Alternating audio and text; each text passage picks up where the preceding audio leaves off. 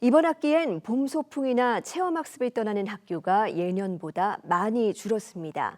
속초 현장학습 사고 이후 예측할 수 없는 사고에도 교사에게 과도한 책임이 돌아간다는 우려가 커졌기 때문입니다.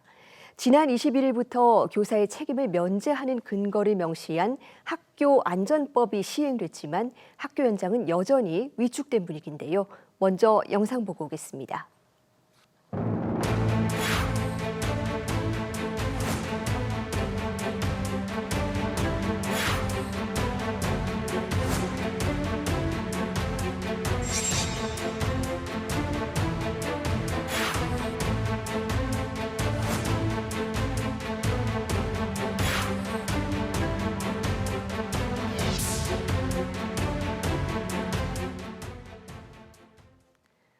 네, 2학기엔 학교에서도 조금 더 마음 놓고 이 소풍이나 체험학습을 떠날 수 있을까요?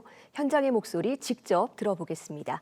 원주현 중등교사노조 위원장과 함께합니다. 어서 오세요. 네, 안녕하세요. 네, 저희도 여러 차례 보도했지만 이 속초에서 현장학습 중에 학생이 사망한 사고 이후에 이 교사에게 유죄, 그것도 이 교직 상실형이 선고되면서 학교에서 현장학습 꺼리는 분위기가 번지고 있거든요. 이 현장에서 이 상황 어떻게 체감하고 계십니까? 네, 현장학습 운영에 대해서 교사들은 지속적으로 부담을 느끼고 있습니다. 올해 3월에 발표한 교사노조연맹의 설문에 의하면 응답자의 96.4%가 현장 체험학습 시스템으로는 교사와 학생의 안전 확보가 어렵다라고 답변을 했습니다. 그리고 설문 답변에 따르면 2025학년도에 1회 이상 현장 체험 학습을 하는 학교는 약 70% 정도가 되는데요. 그 추진 과정에서 교사의 의견이 반영되지 못했다는 응답은 67%나 되었습니다. 방금 말씀하신 것처럼 22년도에 강원 지역에서 현장 체험학습 중에 초등학생 사망 사건이 일어났고 담임선생님께서 1심에서 그 집행유예 2년 선고를 받은 상황입니다. 교사는 집행유예 이상이 되면 직을 잃게 되거든요. 그리고 또 올해는 3월에 울산 지역에서 고등학생이 클라이밍 체험 활동 중에 쓰러졌다가 사망한 사건이 알려지면서 교사와 학생의 안전 확보에 대한 문제의식이 더 확대되고 있습니다. 조금 더 거슬러 올라가면 2017년쯤에 현장 체험학습 이동 중에 배변이 급한 초등학생을 휴게소에 두고 출발한 교사에게 아동학대 혐의로 벌금 800만 원이 선고가 되어서 공론화된 적이 있었거든요. 이런 사건이 알려지고 학생의 안전 문제와 돌발 상황에 대해서 교사들이 무방비로 노출되는 문제들이 공론화되면서 학교 현장에서는 이러한 현장 체험학습에서 운영하는 것에 대해서 교사들이 많이 위축되어 왔던 것이 맞습니다. 네, 현장학습 준비하고 운영하는 과정에서 아직도 선생님들 의견이 충분히 반영되지는 못하는 구조인 것 같습니다. 지난 21일부터 이런 이 체험학습 중 사고에 대해서 교사의 책임을 충분히 의무를 다했다면은 어느 정도 면제하는 내용의 법안이 시행이 되고 있습니다. 이 사실상 오늘부터 본격 적용이 된다고 봐야 될 것 같은데 어떻습니까? 이 법이 좀 현장의 불안을 덜어줄 수 있을까요? 이전에 비해서는 조금씩 나아지는 부분이 있지만 네. 아직은 해결돼야 될 과제가 많습니다. 그 학교 안전법 10조의 개정 내용을 보면은 학교장 및 교직원은 학생에 대한 학교 안전사고 예방 및 안전조치의 의무를 다한 경우에는 민사상 형사상 책임을 지지 아니한다라고 되어 있습니다.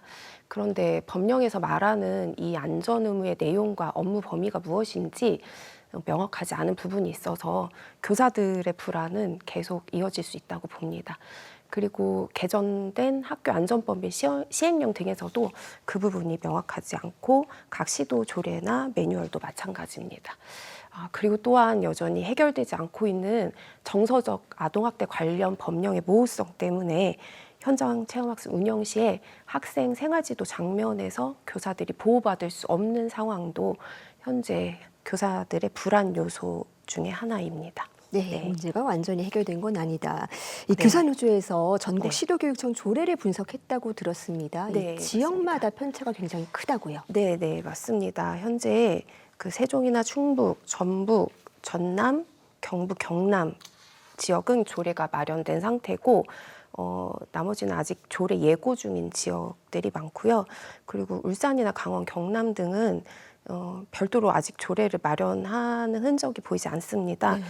그래서 이런 지역들은 내부 매뉴얼에만 의존하는 경우라고 볼 수 있습니다.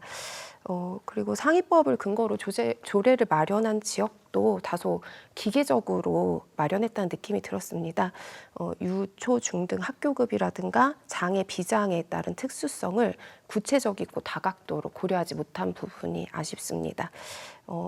보조인력 배치 기준에 있어서도 학생 50명당 1명이라는 최소 기준을 마련한 지역이 울산, 세종, 경남 등이고 나머지 지역은 그냥 권장이나 기준이 모호한 상황입니다. 이런 최소 기준조차 마련되지 않은 상황이 좀 아쉽고요. 그리고 보조 인력의 사전 안전교육 이수 여부나 자격 요건, 인력풀 운영 역시도 시도별 편차가 큰 상황입니다. 네, 많은 지역에서 보조 인력 배치를 좀 대안으로 생각하고 있는 것 같아요. 그런데 네. 이때 발생할 수 있는 문제는 없을까요? 네, 일단 보조 인력의 배치는 아주 최소한의 장치고 학교 급별로 특수성을 고려한 장치가 추가로 좀 필요할 것 같습니다. 그리고 또 무엇보다 교사들이 이런 보조 인력 관리까지 해야 되는 이중고로 이어지지 않기 위해서 세심한 대책 마련도 필요합니다. 그래서 이제 명시돼 있는 지역에 50명당 1명이라는 보조 인력 기준도 최소 기준이라는 생각으로 여건에 따라서 추가 인력이 충분히 배치될 수 있도록 안정적으로 예산을 마련하는 게 필요합니다.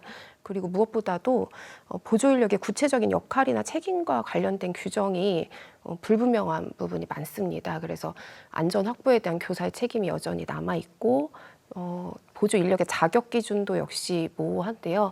만약에 그런 모호한 기준의 보조 인력을 교사가 직접 채용하는 업무까지 떠안고 그리고 그분들을 대상으로 해서 사전 교육이라든가 관리까지 하면서 또 사안이 발생했을 경우에 책임까지 떠안아야 된다면 굉장한 이중 부담이 될 수 있다고 보입니다. 네, 이런 상황이라면 보조 인력이 일을 덜어가는 게 아니고 오히려 책임을 지우는 또 그런 구조가 그렇습니다. 될 수 있다는 말씀이시네요. 네. 사실 우리 아이들이 체험학습 제대로 못 간 지가 상당히 오래됐어요. 네, 맞습니다. 코로나19부터 노란버스 사태, 그리고 최근 사고들까지 겹치면서 지금 사실상 중단이 되어 있는 상태인데 아이들 아쉬움이 클 것 같거든요. 좀 어떤 네. 대책들이 필요할까요? 네, 아이들한테 체험학습이라는 게 교실을 넘어서 세상을 배우는 또 교육의 장이기도 하거든요.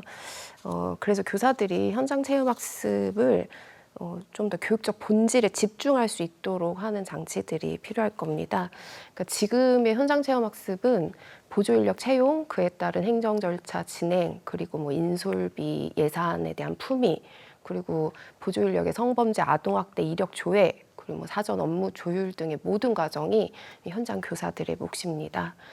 그래서 보조 인력 풀을 중앙 단위에서 운영한다든가 좀 업무 경감을 해가지고 교사가 체험학습의 교육적인 본질, 역할 자체에 집중할 수 있도록 업무 경감을 좀 했으면 좋겠습니다. 그리고 진정한 안전 확보를 위해서는 교사가 실질적으로 이행 가능한 범위에서 구체적인 면책 기준을 마련하는 것도 필요합니다.